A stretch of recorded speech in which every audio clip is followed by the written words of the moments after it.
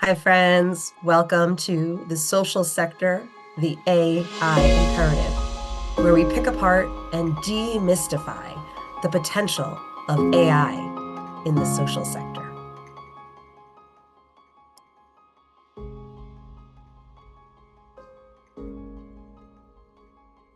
Welcome to the social sector's AI imperative.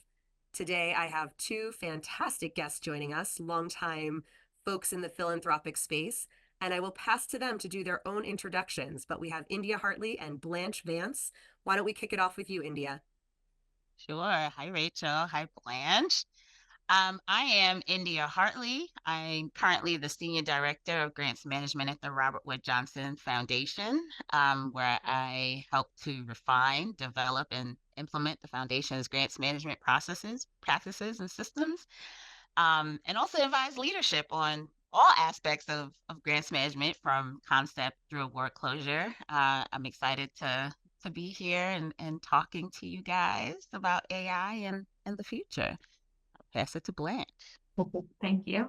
Hi, India. Hi, Rachel. I'm Blanch Vance. I'm Senior Manager of Grants and Strategic Operations at the Grove Action Fund and Foundation. It's a young foundation based in the Bay Area, and I focus on grants management and strategic operations. Nice to be here. And so the topic of this discussion is digital transformation, which we know is a monolith, right? It's this massive thing that all sectors, all industries have to engage with. We're not going to define what that means today. We're going to leave that to some other experts that we'll chat with on a different episode. But in order to start moving those wheels to transform an organization, there need to be some substantial shifts that happen before we get to that.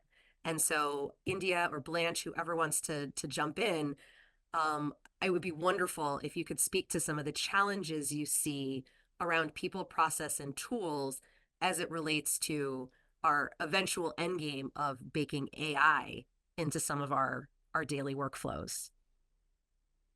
So I can start first, and I'll start with. So I've been in philanthropy for 16 years now. Can't believe it's been that long.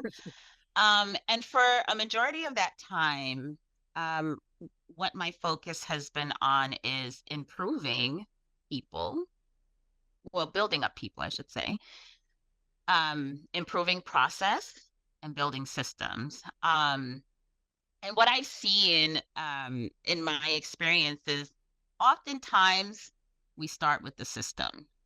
Oh, the system is not working, or we should be using, I heard about this new thing. We should be using this. And from my experience, it's actually the other way around. You have to start with people first. You have to, number one, start where people are in their knowledge and their capabilities and their skills.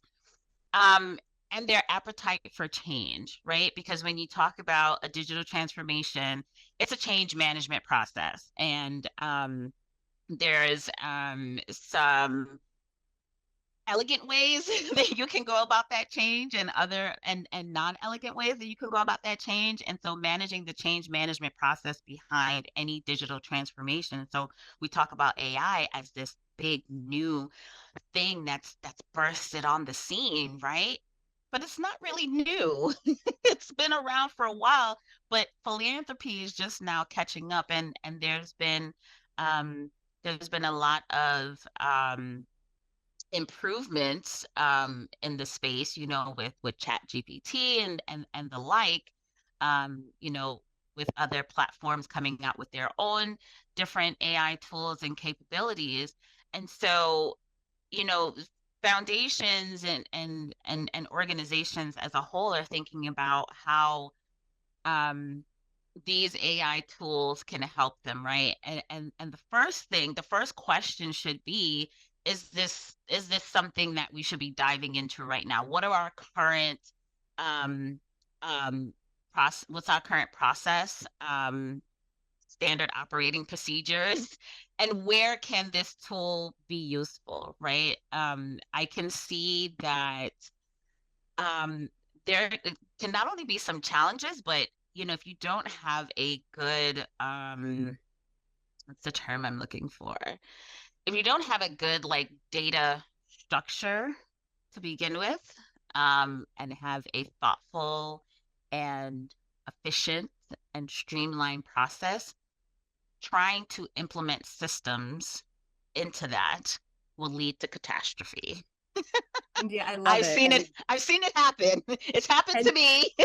And And so because you're working in real estate, like I have this beautiful visual of Levittown, Long Island, right? Where it's all uh-huh. beautifully mapped out and they pre-planned everything and all the rows of streets are in perfect order, right? That's the ideal. We would love to have our organizations in such beautiful working order. Instead, we've been handed like an 1898 farmhouse that we have to Yes. retrofit with electricity and plumbing, right? And so Yes. that's where it's not an easy lift. But once that old farmhouse that's been standing for over 100 years is renovated, you have access, right? You have Right. lights, you have plumbing, you have these things you didn't have before that make your life so much better. And Right. so again, your real estate background, I think, triggered that analogy. But Yeah. I think that's what you're It saying. begins with a solid foundation, There you go. right? There you go. Have Blanche, to you have want a to jump solid in on any foundation of to that? build off on. Yeah, I mean, I second what India was pointing out in terms of starting with the people. I mean, when I think about change, I kind of think about like little circles about, where it kind of like fits in. If it's gonna like be able to fully encompass everything that we're all like looking for within the organization, especially in the philanthropic field, like the grantee partners that we're working with and making sure that they're at the center of some of our like adoptions and if they are able to be able to participate as well. And so I always come from that perspective when I'm kind of like leading change within the organization, just like making sure that, yeah, all of our little dots and people are at the center of whatever we're going to achieve. So we're trying to. I love that you bring that point, Blanche, because I think, we're talking about some of the social context that we're trying to do digital transformation in. And one of those has also been a movement to appreciate and explore user experience, grantee experience. And so where we may be really good at internal looking, right? Our 1898 farmhouse is now in great condition. We've got lights, we've got electricity. What's happening for our partners, Yeah. right? Because as much as philanthropy struggles, what's going on in the nonprofit space? What have you all seen? And user experience is just as important too, as you've mentioned, right? Because there are partners, there are community leaders that are interfacing with us, and if we're not thinking about making that task for them less burdensome, um, then what are we really doing, right? I was having a conversation the other day and I said, you know, we in philanthropy, we like to make these arbitrary rules and regulations for our stuff that just make things harder. And I'm like, why? like, like I always come into an organization and see what they're doing and really question it, like, oh, are you guys doing this way? Yeah. And there's a funny quote that says that lazy people are the most inventive. And I'm by no means calling myself lazy, but I just like to work smart and efficient.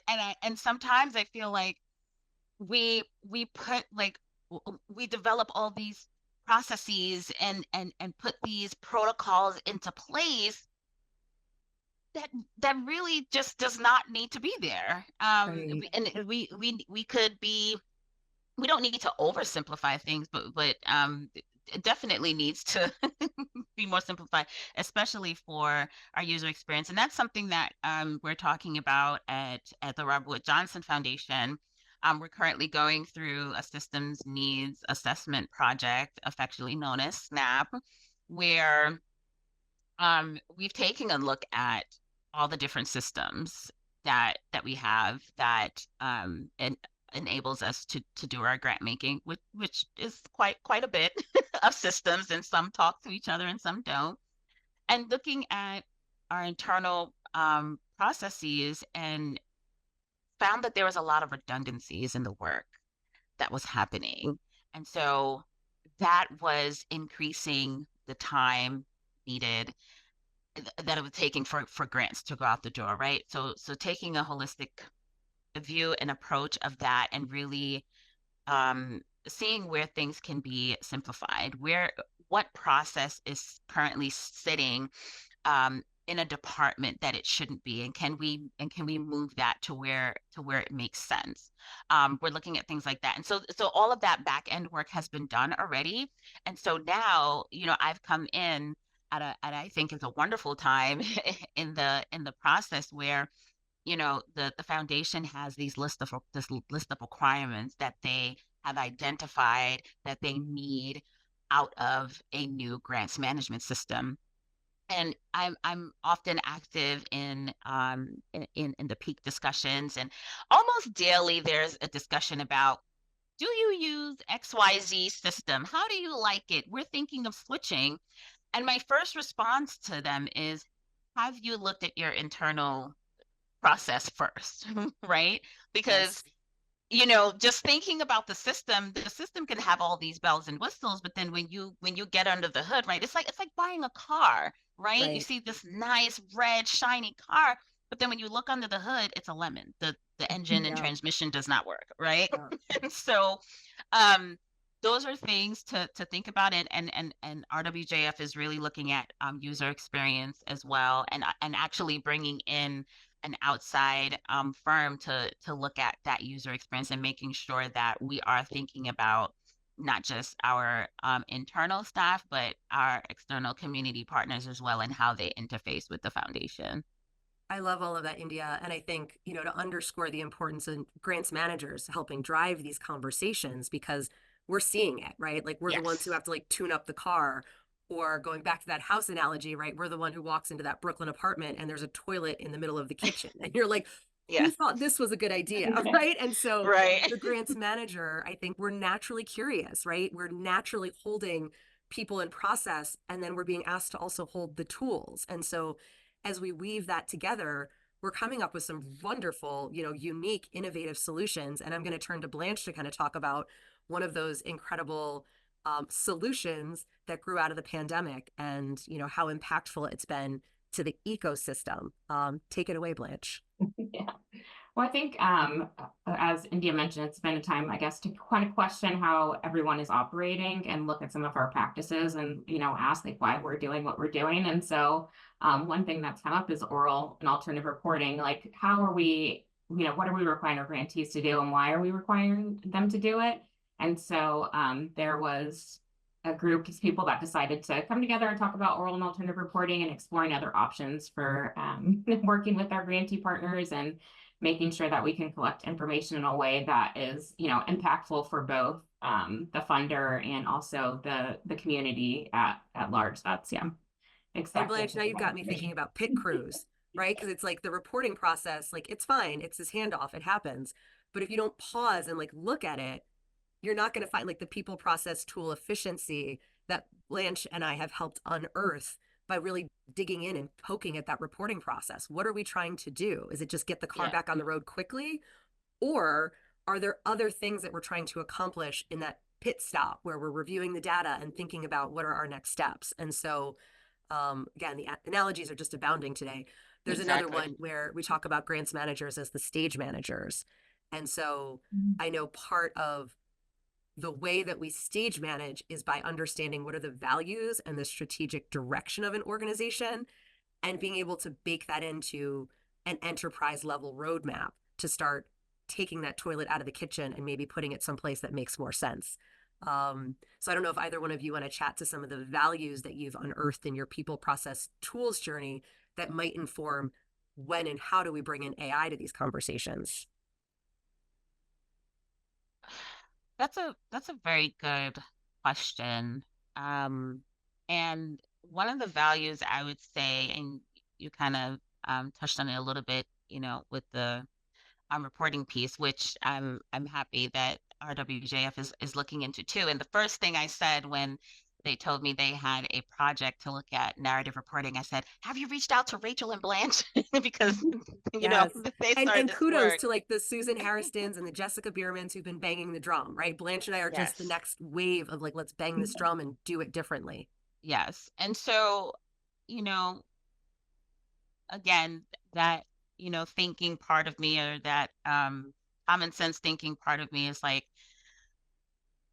do we really need a report? Like, for the most part, I feel that we require some of the things we ask of our grantees kind of just to check off a box to say, okay, I feel good about giving them this grant because, you know, they've sent us a report.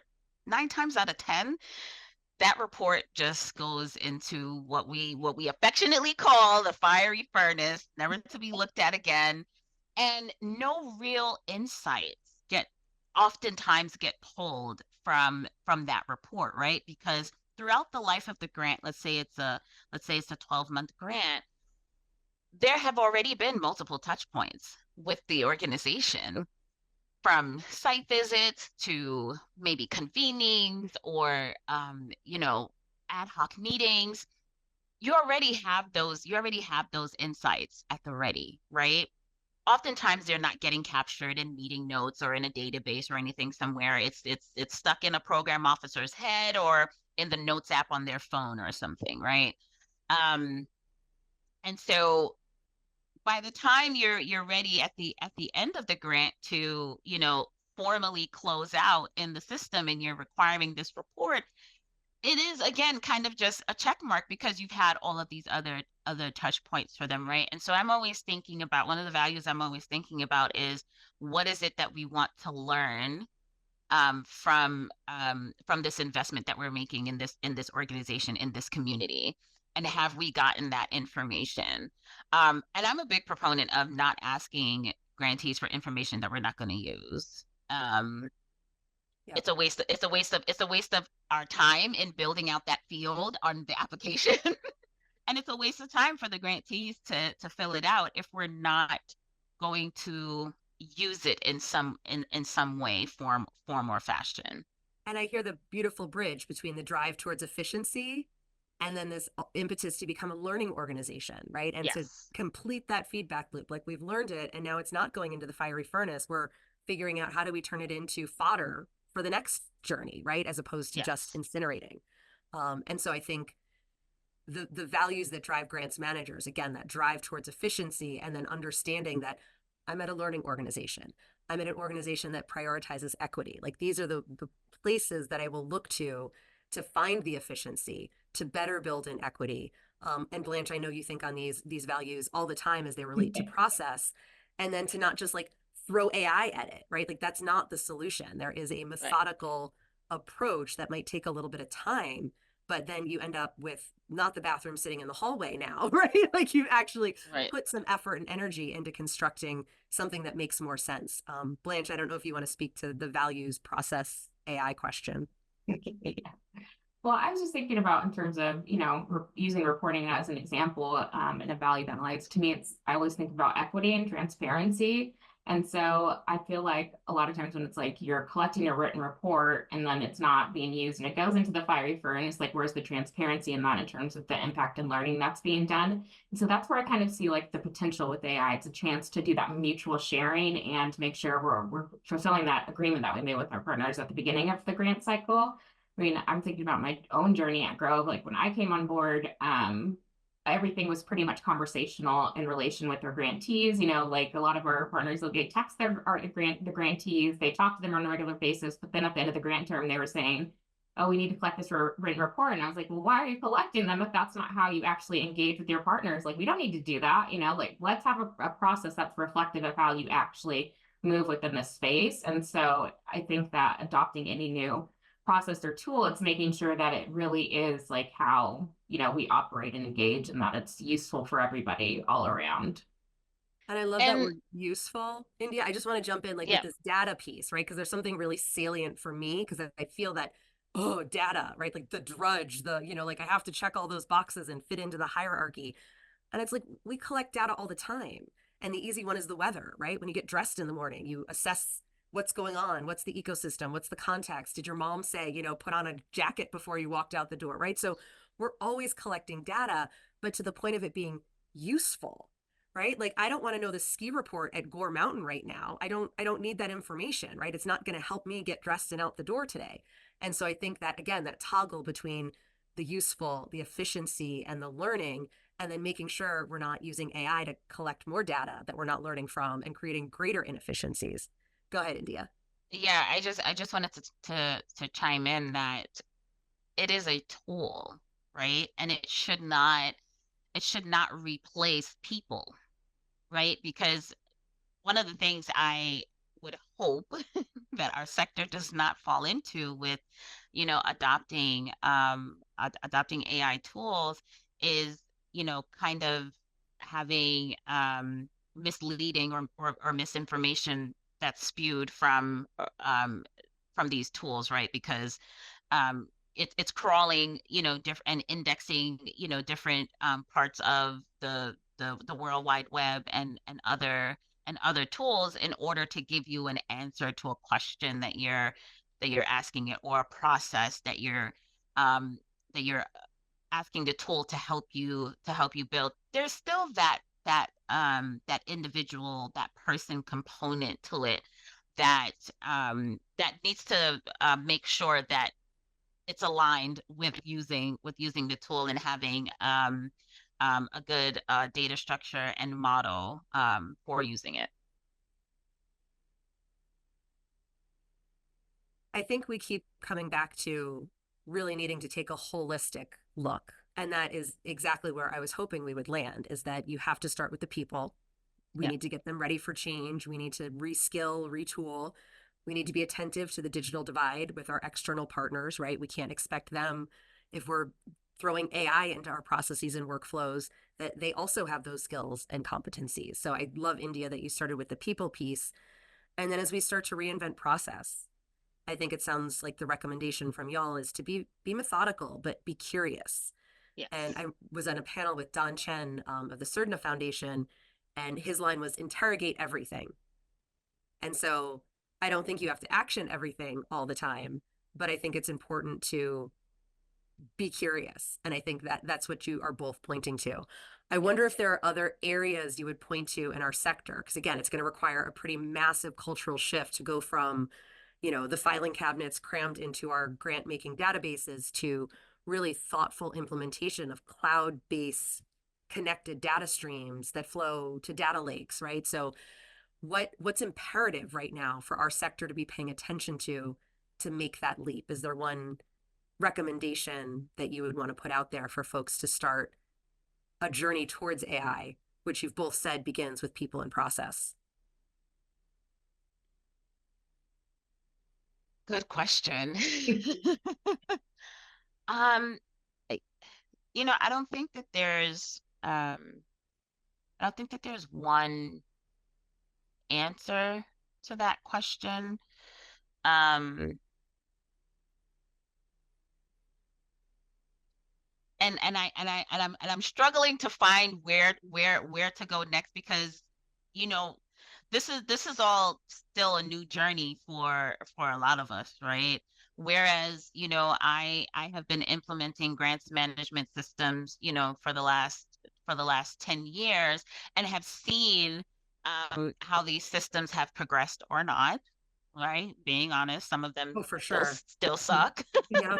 Right? Well, I say so many of them um go through like an Excel filter, right? Like yeah. all the databases get like, I'm like thinking of a juicer, right? They get pushed through this thing and they all come out looking like Excel, except for maybe Flux, which has a very different look and feel. But most of the platforms, you're right, India, like they're not that innovative and they haven't moved that much in the last 20 years. Yeah. And I think that's where having folks like us, having a seat at the table is important, and having these questions um, be brought up, and making sure that we have that sector lens, right? To inform these changes going forward, right? I would love to see an AI platform specifically for philanthropy, right? And not just open for, the whole interwebs, but specifically for us, built hopefully by us, and informed by us, like we're seeing with some of these grants management systems. They're recognizing the importance of having of having our voices inform the changes that they need to make to their system to continue to innovate, right? Because that's something that our sector does. We continue to innovate and challenge and question, right? Yes. And I wonder, again, like I know we as grants managers have been kind of pushed into the database world, whether we want to or not, we're the ones who manage those systems. And so figuring out how do we partner with the IT department or with the strategy department, because that's where my head goes to when we talk about AI, is there's lots of like practical implementations that we could start leaning in on and bringing into our workflows. I know the fundraisers are like hot on that with their email needs, right? So there's all part of the same sector doing very different slices of the work. So how do we start to understand what are the practical and tactical uses? What are like the strategy roadmap level? And so for me, India, it just keeps coming back to play, right? It is so new, it is so unknown, and you Yeah, can't figure it out if you're not willing to play.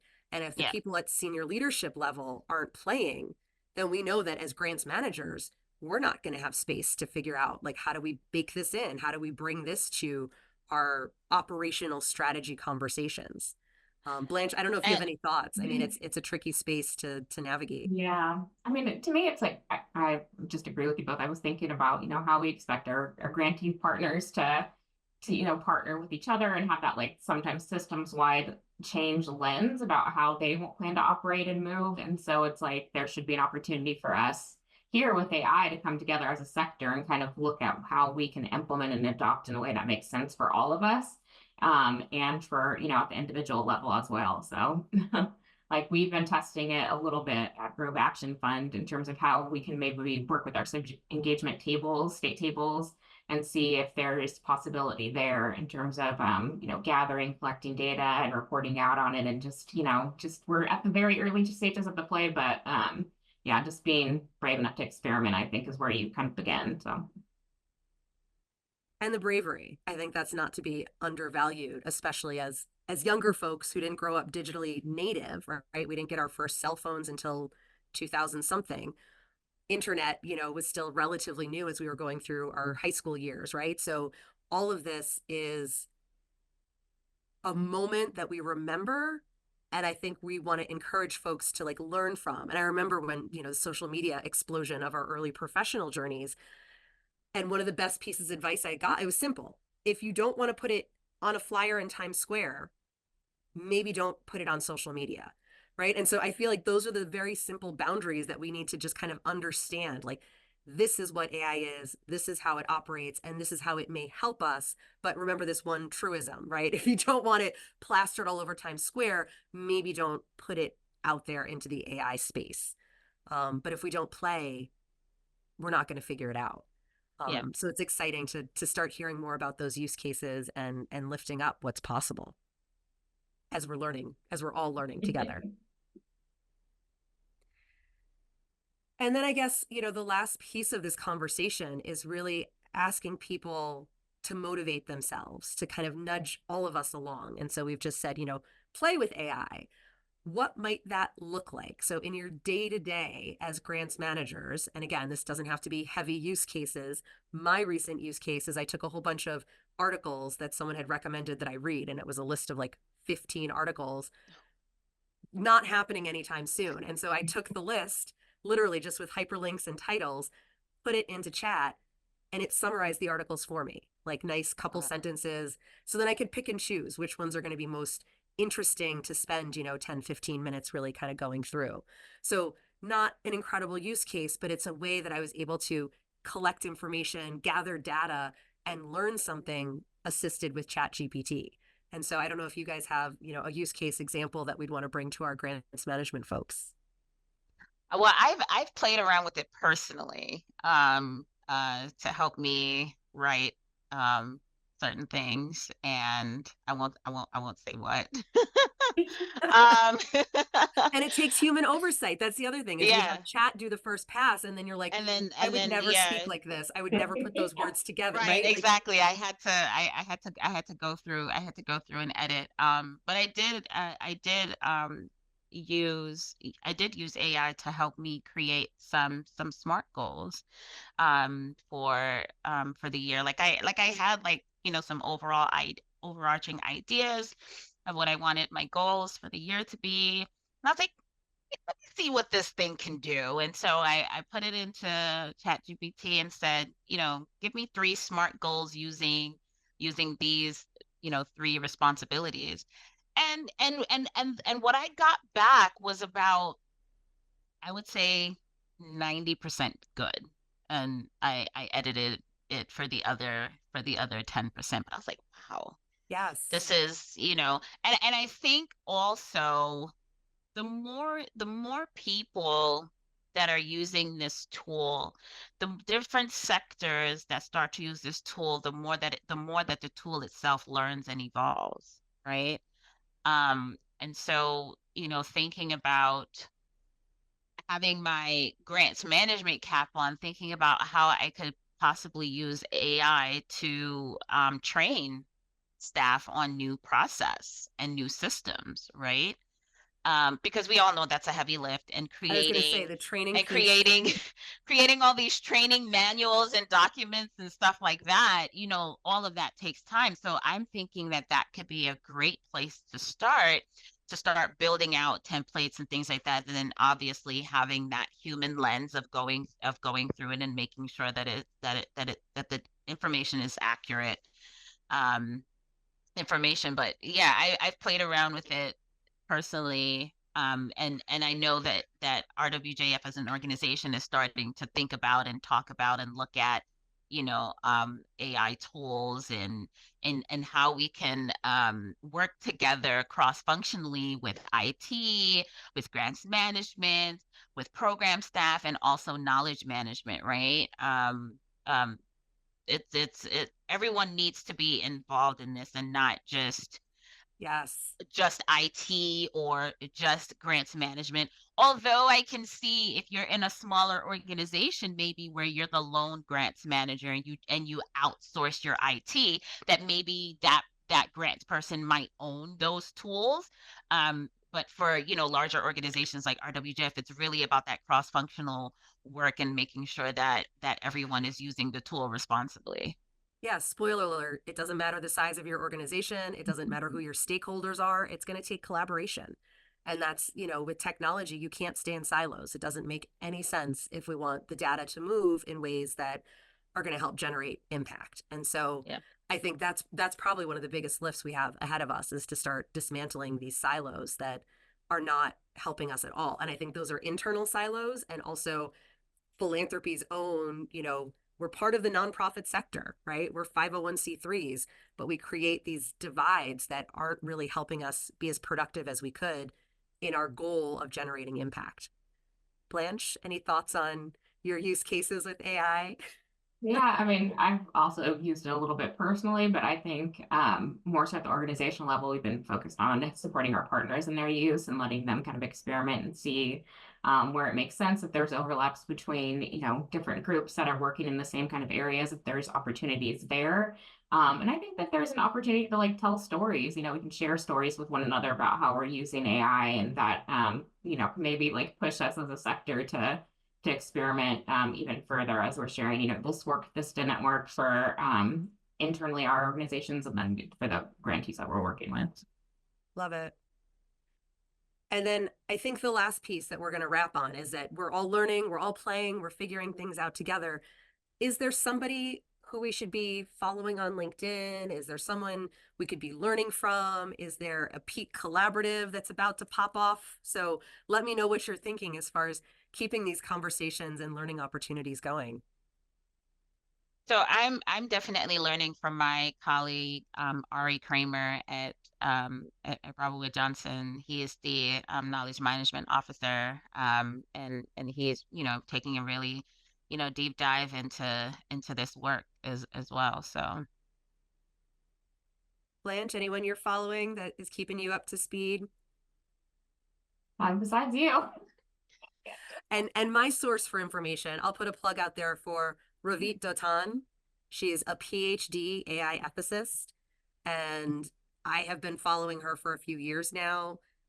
She's doubled down on sharing knowledge on LinkedIn. I will make sure that her name is spelled and available for our audience, but Ravit, Dotan has lots to say and lots to share about what is happening in the AI space. And definitely find Blanch Vance of the Grove Foundation and India Hartley of Robert Wood Johnson on LinkedIn and follow their content, because there's tons of learning coming out of the two of them all the time, and primarily resting with people, process, and tools. And I am so appreciative of their bravery in dipping the toes into the AI waters. Thank you, Blanche, and thank you, India. Thanks, Rachel. Thank you.